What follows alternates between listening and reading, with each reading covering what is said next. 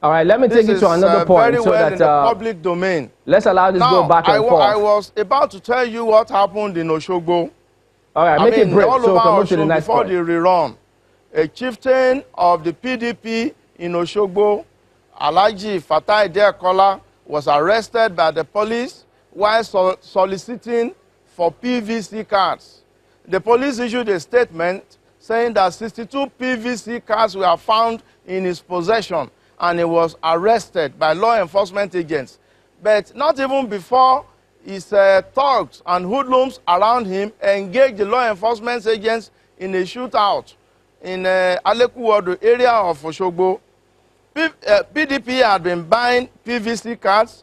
They have been buying votes. Well, they have been forcing Mr. Fasure, let me say this. I mean, the papers, you need to hang on a bit. Let this go back and forth so people can understand this clearly. They made all I know you can hear me, Mr. Fasure. Could you hang on a bit? To compromise INEC officials and can you hear me, Mr. Fasure? The papers we reviewed this morning, the part where you spoke about the commendation from the foreign mission, we didn't see any of such in some of the dailies that we have this morning. So just to put that out there. And then speaking about Ife North, for those who, the result was, I mean, the APC had 126 and the PDP had 2. Yes. In an election that was very close, you were running neck to neck. PDP was in fact leading in that first ballot. How come the APC had 126 and PDP had 2? The only explanation some think this happened is because they didn't allow party members to go in there and vote, that there's no way they can have 2 in a keenly contested election. Patterns don't change that fast, do they? Now, if you look at the spread of the results that was released, APC won in 18 local governments. PDP won in only 12. PDP was able to manipulate and spike the votes that came from Ede in a situation in which even the votes returned from Ede is more than what is returned from Oshogbo. Then you know that something fishy was going on. There is no way such bogus figure could have come from Ede, if not because the PDP rigging machine overwhelmed INEC in those places. APC had the widest spread, winning in 18 local governments to PDP's 12. And I must also let you know, and I've made this point before, that if the votes that were deducted, if you add it, APC was leading. APC was leading by 44 votes. So we could have won the election hands down at the first ballot. But as Democrats, we subjected ourselves to the rule of law and due process. And because we are also confident that whichever way we are going to win. And what the law enforcement agents did was actually to stop the PDP rigging machine. You must understand how rigging is perpetrated before you can appreciate that.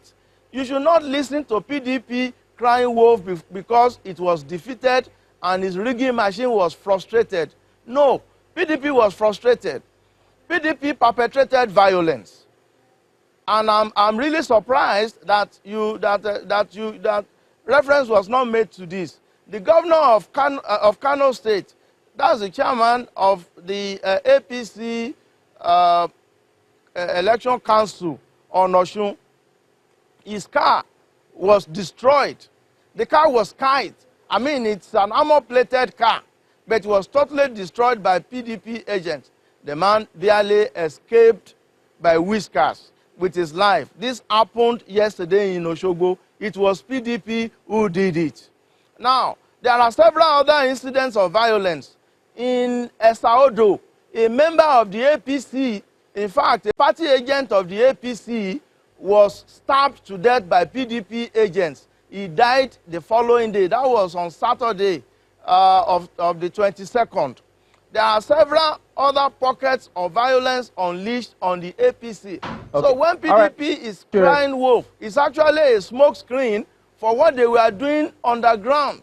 PDP because had monetized this election, some of the observers and almost would have destroyed the basis of democracy in this state. All Let right. me tell you. So just to add this before we wind down on this one, because we're winding down now. Some of the observers who had spoken previously did say that while they went and checked in some of those polling units, they didn't even see your party agents, and they were somewhat surprised and thought, why will your party agents not even be present if, I mean, in an election as closely and keenly contested as that? Could that be because, one, that they knew? Mr. Fasure, can you hear me?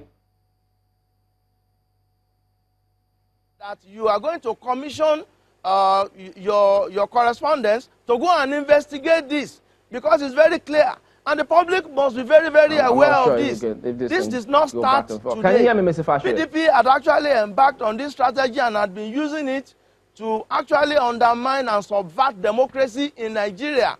All right, this is a very, very dangerous dimension. We did not engage in vote buying. We did not engage in buying PVC. All right, Mr. Fasure, we have to anchor at this point then. We appreciate your talking to us today on the program.